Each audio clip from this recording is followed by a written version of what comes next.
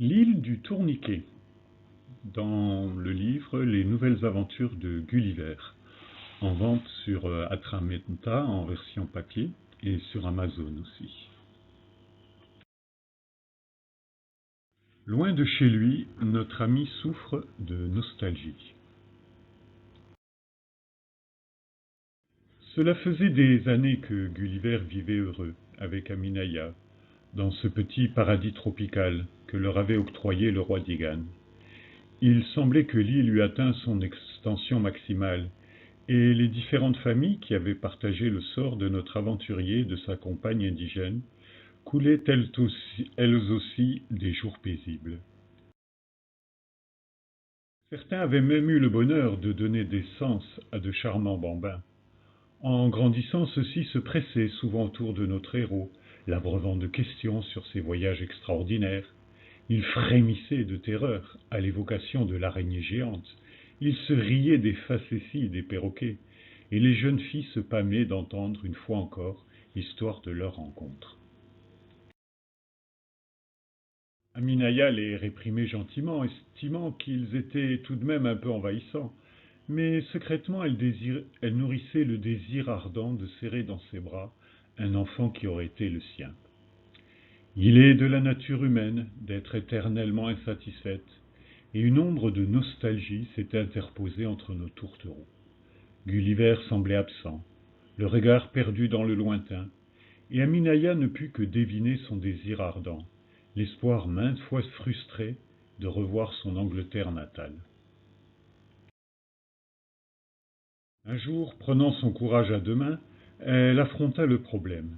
D'habitude réservée, elle s'adressa directement à son époux. Gulliver, je vois que tu soupires chaque jour davantage et que ton pays te manque. Il la regarda avec une douceur infinie, comme il aimait sa femme. Simple et courageuse, elle avait transformé son exil en la plus belle des aventures. Ses cheveux bruns légèrement en broussailles, ses yeux pleins de douce et timide dévotion, ses lèvres désirables qu'il couvrait de généreux baisers, sa peau colorée comme un bois exotique, son port et son allure comme l'un des meilleurs voiliers de Sa Majesté. Sa Majesté n'était-il pas sujet du roi d'Angleterre? Et après tout, quoique l'accueil du roi d'Igan fût des plus chaleureux, quoique les indigènes le couvrissent de sollicitude, quoiqu'Aminaya partageât jour et nuit son destin et sa vie, il restait un endroit dans son cœur qui aspirait à revenir dans ses terres natales. Oui, Aminaya, répondit-il d'une voix mélancolique. Il s'en voulut. Il savait intérieurement qu'il blessait sa compagne. Ne faisait-elle pas tout pour le rendre heureux? Mystère de l'âme humaine. Faut-elle qu'elle soit toujours à la recherche d'un ailleurs, sans pouvoir jamais ne se satisfaire ni de l'endroit, ni du moment qu'elle vit? Aminaya et Gulliver s'entretinrent fort tard cette nuit-là. On décida de demander audience au roi d'Igan et de le convaincre de laisser le couple partir en voyage de noces, et l'on profiterait de l'occasion pour présenter la chère épouse aux parents de Gulliver. Retour en Angleterre. Les préparatifs allaient bon train. Sur la plage, on apercevait une ébauche de chantier. Gulliver, aidé de la population locale et grâce à la générosité proverbiale du roi, s'affairait joyeusement. Cette fois, rien ne serait laissé au hasard. Il aurait un voilier digne de ce nom, des provisions, et par-dessus tout, un équipage. La nouvelle s'était répandue comme la poudre, et de tous les côtés, et même des îles voisines, des volontaires se présentaient. Gulliver eut une pensée douce amère. Il se revoyait à leur âge, plein de fougue et d'ardeur, prêt à conquérir lui aussi le monde, les yeux rivés vers de lointains horizons inaccessibles. Il n'avait pas vu alors ce qu'il découvrait maintenant, l'angoisse qui étreignait le cœur des mères inquiètes, réunies près de l'embarcadère. Sa mère, combien de larmes avait-elle pleuré, combien de nuits blanches, combien d'années espérant un signe, une lettre. Une appréhension le saisit. Et si il n'osait y penser. Ceci lui donna encore davantage le cœur à l'ouvrage, et sa résolution allait se fortifiant. L'hiver austral touchait à sa fin, et l'on décida d'avancer le départ d'une bonne semaine. Je trouve ce personnage de Gulliver des plus insultants, commenta dédaigneusement Lord Thorough à son serviteur, debout à côté de lui, dans une position tout à la fois militaire et servile. Je comprends, my lord, lui répondit Jason, son valet. Il ne comprenait rien, et ne se souciait guère des humeurs de son maître. Il avait appris à garder ses pensées et ses réflexions pour lui, et laisser son lord disserter à son aise. Voyez-vous donc cela? Il prétend être citoyen anglais, ayant servi sous la bannière de feu le roi père, en des temps si reculés que l'on ne peut le prendre que pour un imposteur, un fou, un rêveur, ou bien pire, un espion. Enfin, il ose se présenter avec toute une escouade devant nos ports, et n'aborde ni notre pavillon ni nos couleurs. Quant à son équipage, quel ramassis de sauvages! Certains allaient découverts, torse nu, et ne s'inclinèrent pas en ma présence. Lord Hillthorough contrôlait le trafic maritime à l'entrée de Londres. On lui avait signalé l'arrivée d'un étrange vaisseau 2 mois auparavant, et s'il y avait eu à son bord un quidam qui se prétendait anglais, on aurait envoyé par le fond ce rafio, sans aucune forme de procès. Mais la guerre contre les Français faisant rage, on se dit que l'on pourrait bien réquisitionner l'équipage pour en faire des soldats. Perdu. Ces sauvages sans éducation étaient si arriérés qu'ils n'éprouvaient ni haine ni désir de richesse, et ils juraient qu'ils étaient attachés au capitaine Gulliver, et que pour rien au monde ils ne se seraient éloignés de sa compagnie. Ce qui troublait Lord Hillthorough, c'étaient certains propos tout à fait pertinents qu'avait prononcés ce Gulliver. Il avait cité des dates, des événements, des lieux, avec une exactitude d'écolier. Mais tout ceci était déjà fort lointain dans le temps, et ce soi-disant capitaine ne semblait pas avoir l'âge suffisant pour avoir connu cette époque, comme il l'affirmait. Bien, dit le lord préposé, voilà ce que nous allons faire. Il prit sa plume et rédigea un ordre pour que le lieutenant des gardes-côtes emmenât sans tarder ce Gulliver, son équipage et son navire sur l'île du Tourniquet, sous prétexte de quarantaine. Quant à Minaya, il se l'attribua comme femme de chambre et la soumit aux ordres de Jason. Veillez à bien me surveiller cet oiseau-là. Je ne souffrirai point que l'on me dérobe ou que l'on me désobéisse. Lord Hillthorough avait assez de diplomatie pour savoir qu'une carte maîtresse comme cette sauvage, qui ne serait en fait qu'un otage, serait un moyen efficace pour enfin découvrir la vérité. Sachant sa compagne prisonnière, cet huluberlu y penserait à 2 fois, avant d'entreprendre quelque action téméraire ou audacieuse. En quarantaine. Le soir était tombé sur les baraquements de l'île du Tourniquet. Une bruine mauvaise se faufilait au travers des planches mal ajustées et infiltrait d'humidité toute la literie et les habits. Les amis de Gulliver, peu habitués à ce climat, tombaient régulièrement malades, et le médecin de la garnison faisait de son mieux pour ne pas apparaître. Mais enfin, capitaine Gulliver, vous semblez bien négliger vos hommes. Comment se fait-il que vous attendiez qu'ils soient toujours au plus mal pour faire appel à mes services? Gulliver avait appris au cours des derniers mois de sa quarantaine à ne pas contester, car c'était peine perdue. Pour appeler le médecin, il fallait se présenter à son bureau à l'heure des vêpres, les mardis et samedis des semaines impaires. En dehors de ces heures, il lui fallait obtenir une autorisation officielle de dérangement, qu'on lui refusait toujours. En effet, comment pouvait-il se permettre de molester un médecin dévoué et de surcroît bénévole qui veillait si bien au bon état physique de son équipage? Vraiment, capitaine Gulliver, vous semblez oublier le respect et la politesse les plus élémentaires. Or, quand il se présentait à l'heure dite et au jour convenu, on lui annonçait que le docteur était en prière dans la petite chapelle, et qu'il fallait être le dernier des misérables pour l'interrompre dans ses dévotions. Quand un de ces hommes, pris de quelque colique ou de fièvre galopante, hurlait de désespoir, le médecin, qui ne supportait pas les cris, accourait alors et sermonnait ainsi notre héros. Il en était ainsi pour tout dans l'île du Tourniquet. Quoiqu'ils fussent libres de leurs gestes, il y avait une organisation si particulière que le moindre pas que faisait un des marins vers un des officiers qui commandaient l'île était un vrai calvaire.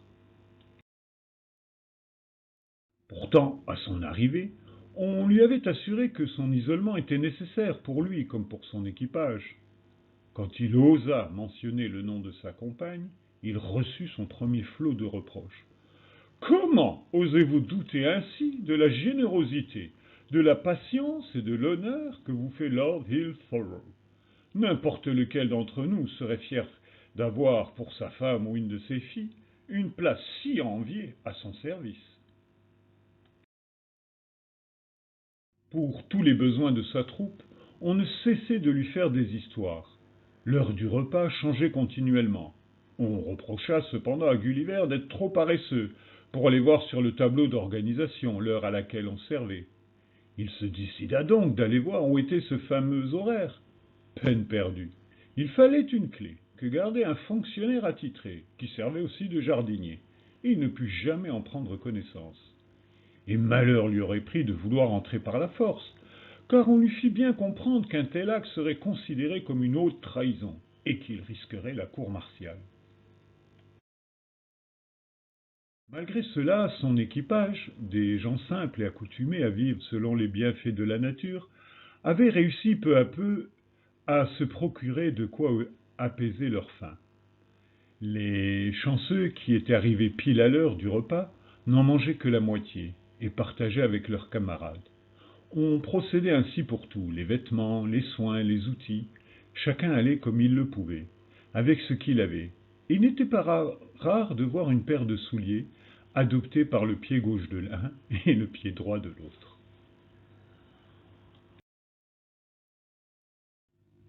Peine perdue.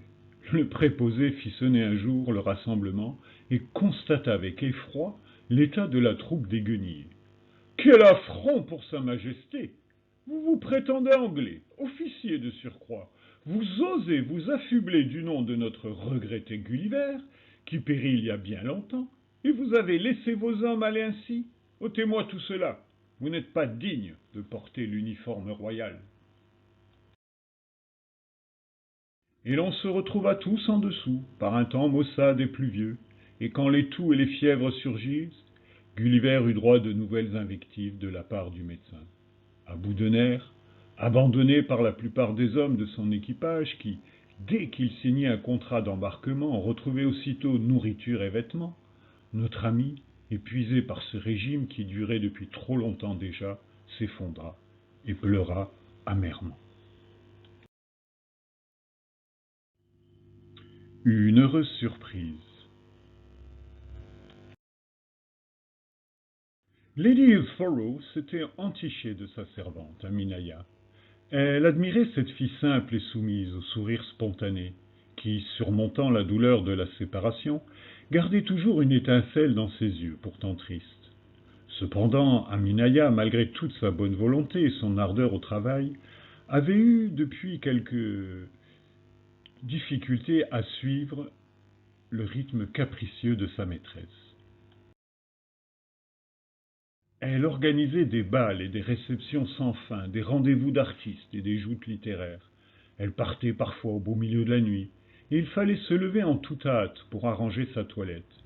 Elle était, sans le savoir, tyrannique à souhait, mais elle couvait Aminaya, la malmenant un peu moins que les autres servantes du château. Si, en revanche, voyait en cette sauvage une petite protégée, et lui rendait la vie impossible. Surtout les femmes qui étaient mariées avec quelques valets, au regard un peu trop posé sur les rondeurs naturelles de la charmante insulaire. Des rondeurs qui, d'ailleurs, commençait à la gêner, et elle craignit que quelque maladie typique à l'Angleterre ne la fît enfler. Lady Halford sourit, quand elle lui fit part de son angoisse, et fit venir le bon docteur qui annonça à Minaya, médusée, qu'elle était enceinte. La maîtresse de maison dit d'un ton détaché. Voyons, docteur, faites-nous donc sortir ce marin de votre quarantaine. Vous savez bien qu'il n'y a plus de risque maintenant. Il lui faut toute sa liberté pour prendre soin de cette petite perle. Tout à fait, my lady, tout à fait, répondit servilement le médecin en s'inclinant. Le cœur d'Aminaya bondit dans sa poitrine. Ainsi Gulliver était en vie. Elle se jeta suppléante aux pieds de sa maîtresse. Ah, madame, vous qui avez été si bonne avec moi, laissez-moi vous demander cette faveur. Parlez à ce médecin, qu'il ausculte bien mon mari, afin qu'il voie qu'il est robuste et en bonne santé, car c'est son enfant que j'attends là. La charmante enfant, déclara le docteur. Oui, rétorqua Lady Halford, je n'en suis pas insatisfaite, et quelle sensation elle fait dans mes salons. Elle parle de tant de contes et de fables de ces îles lointaines que mes invités en sont tout émoustillés. Eh bien, soit, nous arrangerons cela demain, affirma la lady en tapotant le bras de sa servante. Tout à fait, dit le docteur. Je dois justement remettre mon rapport à votre mari. À demain, ma chère lady. À demain, mon bon docteur. Mais ce demain-là n'arriva jamais, car le jour où le docteur aurait dû apparaître, il surgit aux grilles du château un carrosse.